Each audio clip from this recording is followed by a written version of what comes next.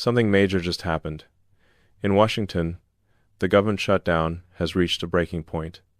Federal workers, unions, and even major banks are publicly calling on Democrats to end the standoff.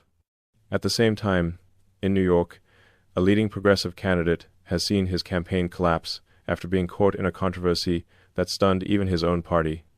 Within hours, support shifted, allies turned silent, and voters began asking questions no one in the Democratic leadership seems ready to answer. The pressure is mounting from every direction, and the fallout is only beginning. Let's go through exactly what happened, who's involved, and what this could mean for the political landscape moving forward. Let's start with where one of these implosions began, New York City. Now, if you've been following the mayoral race there, you probably heard about a candidate named Zohran Mamdani. He's a young progressive Democrat, part of that new wave of ultra-left politicians who've been gaining ground in deep blue cities. For weeks, polls showed him cruising toward victory with what looked like an insurmountable lead, somewhere between 15 and 25 points ahead of his closest competitor. Then, during a campaign event, he decided to tell a deeply personal story about September 11th. He spoke emotionally about his aunt, describing how she stopped taking the subway after the attacks because she didn't feel safe wearing her hijab. The implication was clear. The real victims of that terrible day weren't just the thousands who died or the families who lost loved ones, but Muslims who faced discrimination afterward. Now, whether you agree with that framing or not, there was one glaring problem. The story wasn't true. Within hours, people on social media started digging. They found that Mamdani's only actual aunt, a woman named Masuma Mamdani, lived in Tanzania during September 11th. She wasn't in New York. She wasn't riding the subway. She wasn't experiencing what he described because she wasn't even in the country. When confronted, Mamdani tried to backtrack. He claimed he was actually talking about Zurafui, his father's cousin, not his aunt, though that distinction seemed awfully convenient. But even that revised story fell apart under scrutiny because, guess what, she also lived in Tanzania at the time.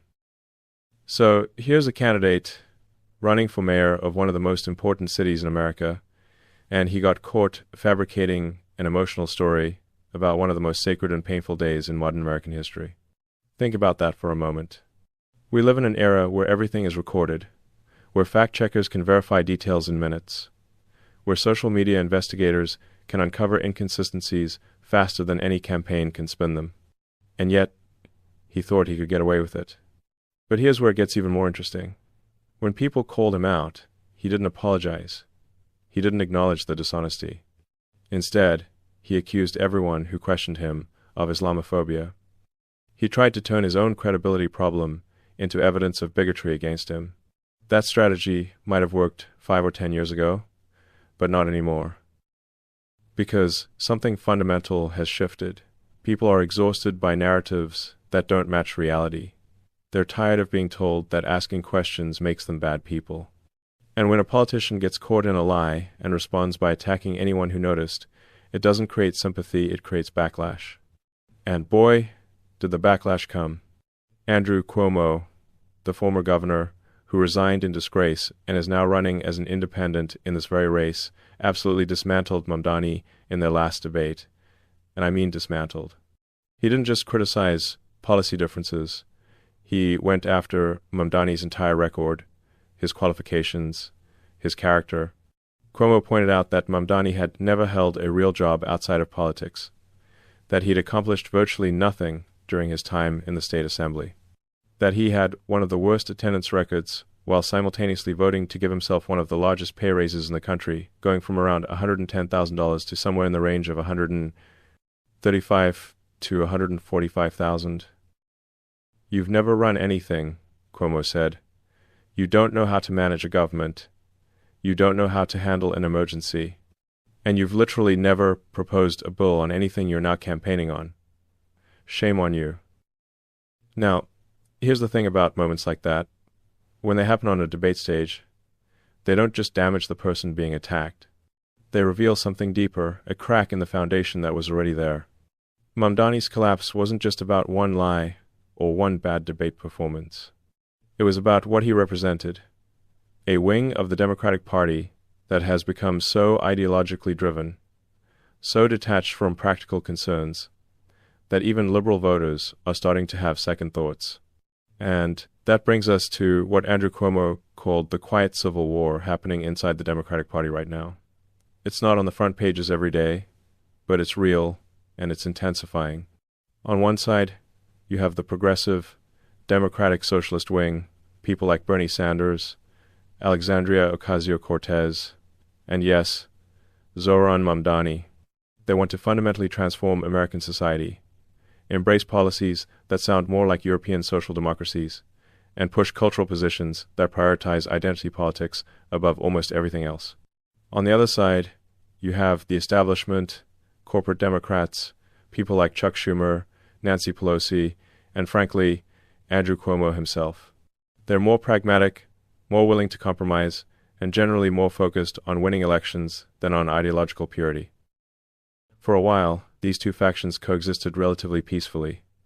The establishment tolerated the progressives, figured they were energizing young voters, and assumed they could keep them in line when it mattered. But that assumption is breaking down. Here's a data point that should terrify establishment Democrats.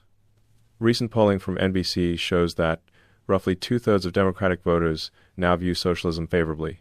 2/3. That's not a fringe position anymore, it's becoming the mainstream view within the party. But here's the problem. When you look at independent voters, only about a quarter of them share that view. Among Republicans, it's somewhere around 10 to 15%. So you have a situation where the Democratic base is moving dramatically to the left on economic issues, while the broader electorate, the people you need to win general elections, isn't following. It's like designing a rocket where the boosters are firing in one direction, but the guidance system is trying to steer in another. Eventually, something has to give. And in New York, something is giving. The latest polls show that Mamdani's once commanding lead, that 15 to 25-point advantage, has been cut in half. Among Hispanic voters, where he was ahead by somewhere around 30 points, Cuomo has closed the gap to nearly even. Among independents, Cuomo is now ahead by about 10 points. That's a massive shift in a very short period of time. And it's not happening in a vacuum, because while this is playing out in New York, an entirely different kind of implosion was happening in Washington, the government shutdown. And the parallels are striking. For those of you who might not have been following every detail, here's the essential story. Congress needed to pass a continuing resolution to keep the government funded. Republicans, who control both the House and the Senate, put forward what they called a clean bill, basically temporary funding without a lot of controversial add-ons. Democrats in the Senate refused to vote for it. They insisted on including provisions that would restore certain Medicaid funding, extend Affordable Care Act premium subsidies, and most controversially provide benefits for undocumented immigrants. The total cost of what they wanted added was somewhere in the range of $1 to $2 trillion. Now, you might have your own views on whether those policies are good or bad. But here's what's politically significant. Republicans framed the entire shutdown as Democrats choosing to help non-citizens over American citizens. And that message, fair or not, landed. Because here's what started happening. Groups that have historically been some of the most loyal supporters of Democrats began publicly turning against them. The American Federation of Government Employees, a union representing somewhere between 750,000 and 850,000 federal workers, put out a statement demanding that Democrats pass the clean, continuing resolution and end the shutdown immediately. No conditions, no negotiations, just end it. Think about that. A union that had endorsed Joe Biden, that had campaigned for Democratic candidates, was now publicly siding with Republicans and Trump. That's not supposed to happen. But it didn't stop there. The American Bankers Association, which represents roughly 90 to 95% of U.S. banks, issued a nearly identical statement. Then America's credit unions followed suit. Then the Independent Community Bankers of America warned that the shutdown was threatening economic growth and Main Street businesses. These aren't fringe groups. These aren't radical organizations. These are establishment institutions that normally try to stay out of partisan battles. And they were all saying the same thing. Democrats, you need to give in. Now, Why does that matter? Because it signals something that political insiders watch very carefully when institutional players start hedging. It means they sense which way the wind is blowing. It's like when you're building a company and your early investors start getting nervous. They don't pull out all at once. First, they stop returning calls as quickly. Then they start asking harder questions. Then they quietly start looking for exit strategies. By the time they're publicly expressing concerns, the game is usually already over. That's what was happening here. Longtime Democratic allies were publicly distancing themselves, which sent a signal to everyone else. This strategy isn't working. And then, something even more remarkable happened. The media started breaking ranks. Now, if you've watched cable news over the past several years, you know that outlets like CNN and MSNBC have generally been very friendly to Democratic positions. They might criticize individual Democrats, but the overall narrative tends to align with party messaging. But during this shutdown, something shifted. CNN's Jake Tapper had an interview with Congresswoman Melanie Stansbury from New Mexico, and it was brutal. Tapper kept pressing her, "Why don't you just ask your Democratic senators to vote to open the government so SNAP benefits aren't at risk?" SNAP, for those who might not be familiar, is the Supplemental Nutrition Assistance Program, basically food stamps. The shutdown was threatening to delay those payments, which would hurt a lot of vulnerable families. Stansbury kept trying to deflect, kept trying to blame the White House, kept trying to change the subject, but Tapper wouldn't let her. You didn't see interviews like that a month earlier. You certainly didn't see them during the previous administration. And that's significant because when even friendly media outlets start asking uncomfortable questions, it means the narrative has shifted. It means the political current is flowing in a different direction, and people who depend on reading that current, journalists, analysts, institutional leaders, are adjusting accordingly. So let's talk about what the numbers actually show, because this is where it gets really interesting. You would think that a government shutdown, especially one happening while Republicans control both chambers of Congress, would hurt Republicans politically, right? That's certainly what Democrats were counting on. That's what the historical pattern suggested might happen. But that's not what happened. Polling data from CNN, again, not exactly a right-wing outlet, showed that Republican approval ratings actually went up during the shutdown. Not by a huge amount, somewhere in the range of 2 to 5 points, depending on the specific question, but up nonetheless. Meanwhile, Democratic numbers either stayed flat or declined slightly. Even more striking, the generic congressional ballot, which asks people whether they'd vote for a Democrat or Republican if the election were held today, showed Democrats in their worst position in roughly 2 decades when compared to other midterm cycles with a Republican president. At a similar point during Trump's first term, Democrats were ahead by somewhere around 10 to 12 points. Now, their lead had shrunk to about 3 points. Some polls showed it even closer. Think about what that means. In a political environment where you'd expect the opposition party to be riding high, where you'd expect anger at the party in power to be building, the opposite was happening. The party out of power was losing ground. So what explains that? How does a shutdown that's technically happening under Republican control end up hurting Democrats more than Republicans? The answer comes down to 2 things: strategy and narrative. Let's talk about Trump's approach first. Because whether you admire him or can't stand him, you have to acknowledge that his handling of this situation was masterful from a tactical standpoint. From the very beginning of the shutdown, Trump himself stayed mostly out of the direct negotiations. He didn't call Chuck Schumer. He didn't hold emergency meetings with Democratic leaders. Instead, he delegated day-to-day management to Speaker Mike Johnson and Senate Majority Leader John Thune. That might seem like he was being hands-off, but it was actually strategic positioning. By staying at a distance, he avoided becoming the face of the conflict. He didn't give Democrats a clear target to attack. But behind the scenes, he was doing something much more important. He was maintaining absolute unity among Republicans. And I mean absolute. There wasn't a single Republican in either chamber who broke ranks and voted with Democrats. Not one. If you know anything about herding cats, which is basically what managing a political party is like, you know how remarkable that is.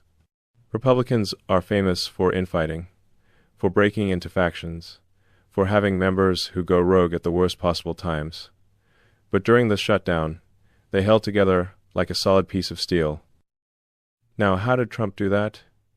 By making the stakes crystal clear. He framed the entire shutdown around one simple, politically powerful message. Democrats are willing to shut down the government to send money to people who aren't even supposed to be in the country. Now, whether that's a completely fair characterization is debatable, but it was effective, because it put Democrats in a position where they had to defend a very unpopular stance, prioritizing spending on undocumented immigrants over keeping the government running for American citizens. And every day the shutdown continued, that message got reinforced. Every news story about delayed benefits, every interview with a frustrated federal worker, every statement from a business group, all of it fed into the same narrative. Democrats are holding Americans hostage for their ideological agenda. But Trump did something else that was really smart. He used the shutdown as an opportunity to reshape government operations in ways that would have been much harder to do with Congress fully functional. During a shutdown, constitutional authority for managing the government shifts more heavily to the executive branch, specifically to the Office of Management and Budget. And who runs the OMB? A guy named Russell Vought, who was the chief architect of Project 2025, that controversial blueprint for restructuring the administrative state that got so much attention during the campaign. So while Democrats were focused on trying to win the messaging war, Trump's people were quietly using their expanded authority to cancel or pause tens of billions of dollars in federal funding. The Department of Transportation alone paused somewhere between $15 and $20 billion in projects, including major infrastructure work in New York and other blue states. They claimed these projects violated civil rights laws because of DEI-based contracting requirements. Whether that legal theory holds up is something courts might eventually decide. But the practical effect was immediate billions of dollars that Democratic governors and mayors were counting on suddenly disappeared. And in Washington, the OMB used the shutdown to eliminate somewhere in the range of 4,000 to 5,000 federal positions. These weren't just layoffs due to lack of funding, these were permanent cuts to the federal workforce. From Trump's perspective, this was a win-win situation. The longer the shutdown lasted, the more he got to accomplish things he wanted to do anyway. He was getting paid to exercise, essentially. Meanwhile, Democrats were stuck in an impossible position. The longer they held out, the more political damage they took. But if they gave in, they'd look weak and would demoralize their progressive base. It's like being in a game of chicken where your opponent actually wants to crash. You can't win that game. And here's the thing about political strategy, it only works if the underlying psychology supports it. You can have the best messaging in the world, but if people don't believe you anymore, if your credibility is shot, then nothing you say will land. And that's really what we're seeing happen to Democrats right now. It's not just about this shutdown or Mamdani's campaign or any single event. It's about a broader collapse of moral authority. Think about it this way. For years, Democrats have positioned themselves as the party of honesty, of expertise, of trusting institutions and following the science and respecting the truth. They've spent enormous amounts of energy, particularly during and after the Trump administration, emphasizing that character matters, that truth matters, that you can't just make things up for political convenience. But then you have someone like Mamdani fabricating a story about September 11th for emotional effect. You have the administration making claims about the shutdown that don't quite match reality. You have progressive activists pushing narratives that fall apart under scrutiny. Each individual instance might seem small, but they accumulate, they compound. And eventually, they erode the foundation of trust that makes persuasion possible. Because here's a truth about human psychology that any good engineer understands. Once a system loses integrity, you can't just patch it. You can pump in more energy, more resources, more effort, but if the fundamental structure is compromised, it's all just postponing the inevitable failure. That's what's happening with the Democratic brand right now among a lot of voters, particularly working-class voters and independents. They're not seeing a party they can trust to tell them the truth. They're seeing a party that seems more interested in defending its ideological positions than in addressing their actual concerns. And that brings us to something deeper, something that Andrew Cuomo touched on and that Mamdani's campaign actually exemplifies. It's this concept of what we might call post-Americanism. Now, that might sound like abstract academic language, but it describes something very real that's happening in American politics.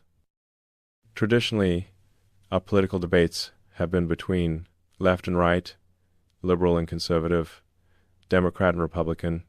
People disagreed about policy, about the size of government, about economic priorities, but there was generally a shared foundation, a belief that America itself, with all its flaws and problems, was fundamentally good and worth preserving.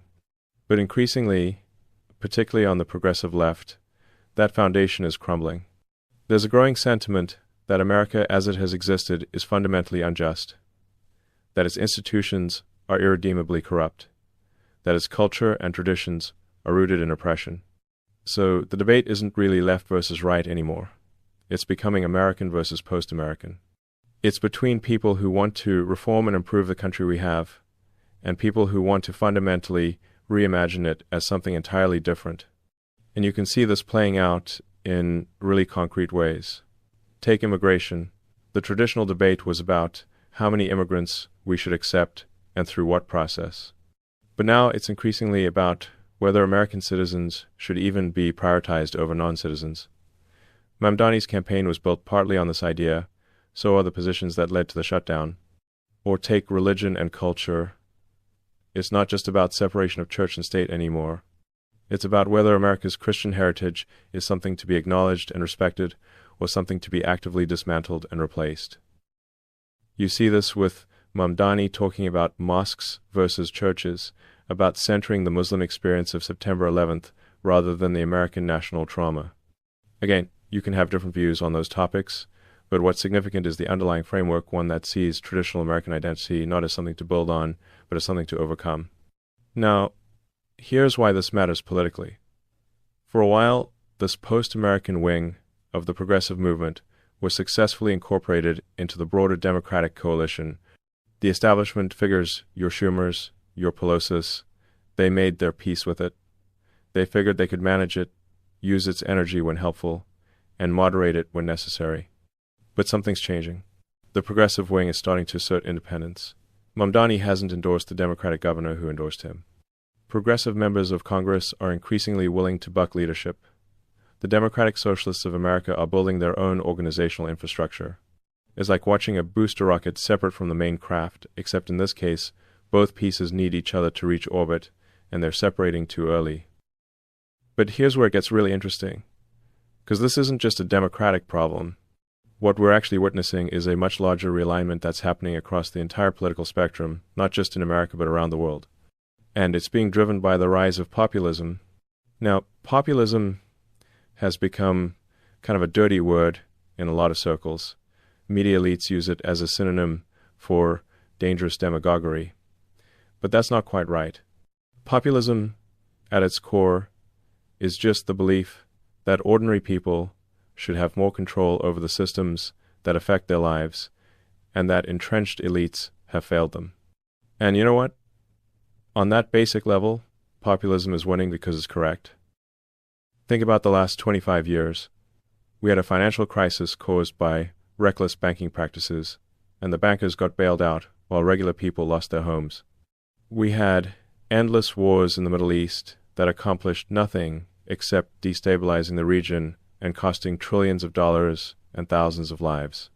We had trade deals that were supposed to create prosperity but instead hollowed out manufacturing communities.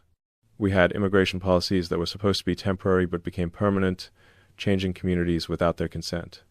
We had public health officials who were supposed to be above politics but turned out to be just as compromised as anyone else. Over and over, the establishment promised things would work, and they didn't. Over and over, experts insisted they knew best, and they were wrong. Over and over, institutions claimed authority they hadn't earned and couldn't maintain. So, of course people are populist now. Of course they don't trust the establishment. Of course they're attracted to politicians and movements that promise to upend the system rather than manage it. And this is happening everywhere. Look at Europe. Populist parties are surging in France, in Germany, in Italy, in the Netherlands. Look at Latin America, where countries are swinging wildly between left-wing and right-wing populists. Even in Asia, you're seeing establishment parties face unprecedented challenges. The pattern is global, and it's accelerating. But here's the critical distinction, and this is where Mamdani's implosion becomes really instructive. There are two kinds of populism competing right now: left populism and right populism. And they're not equally successful. Left populism, the Bernie Sanders, AOC, Mamdani version, is primarily economic. It's about wealth inequality, about making corporations pay their fair share, about expanding social programs, and those are legitimate concerns that resonate with people. But left populism has a fatal flaw. It's still deeply tied to woke cultural politics. It still prioritizes identity over commonality. It still alienates people by telling them they're oppressors because of characteristics they can't change. It still frames America itself as fundamentally problematic. So you end up with movements that promise economic justice but deliver cultural lecture and national self-loathing. And that's a really hard sell, even in deep blue areas like New York. Right populism, on the other hand, the Trump version, the version you're seeing succeed in Europe, does something different. It pivots left on economics while pivoting right on culture. So you get pro-union stances. You get skepticism toward free trade. You get willingness to use government power to protect workers and communities. Those are traditionally left-wing economic positions, and Trump has adopted a lot of them. But you also get defense of national identity. You get protection of borders. You get celebration of traditional culture and values. You get prioritization of citizens over non-citizens. And that combination, economically populist but culturally traditional, turns out to be really, really appealing to a lot of voters. It's appealing to working-class people who feel like the economy is rigged against them, but who also don't want to be told their country and culture are evil. Even Bernie Sanders had to admit, and this must have pained him, that Trump has implemented more of his economic agenda than Democrats have. The pro-union positions, the tariffs to protect American manufacturing, the skepticism toward corporate power. Trump did it, Democrats talked about it. So when you combine that with cultural positions that most Americans actually agree with, that borders should mean something, that citizenship should matter, that America is worth defending, you get a very powerful political formula. And that's why right populism keeps beating left populism, even though they're both insurgent movements rebelling against the same failed establishment. Look at what happened in the shutdown. Republicans gained support, Democrats lost it. Look at what's happening in New York. Mamdani's lead evaporated when voters really started paying attention to what he represents. This isn't because of brilliant consulting or better advertising. It's because one side is offering a vision that matches how most people actually see the world, and the other side is demanding they see it differently. So where does all of this leave us? What does it mean for the future? I think what we're watching isn't just the collapse of a campaign or the end of a shutdown. We're watching a fundamental realignment of American politics, the kind of shift that happens maybe once or twice in a century. The old categories don't work anymore. Democrat versus Republican, left versus right. These labels are becoming less and less useful for understanding what's actually happening. The new divide is between people who believe in the system as it exists and people who think it's broken beyond repair. It's between those who trust institutions and those who want to rebuild them. It's between Americans who see continuity with the past as something to preserve and those who see it as something to escape. And within that divide, populism, particularly right-leaning populism, that combines economic concern for working people with cultural defense of national identity, is emerging as the dominant force. Does that mean Democrats are doomed? Not necessarily.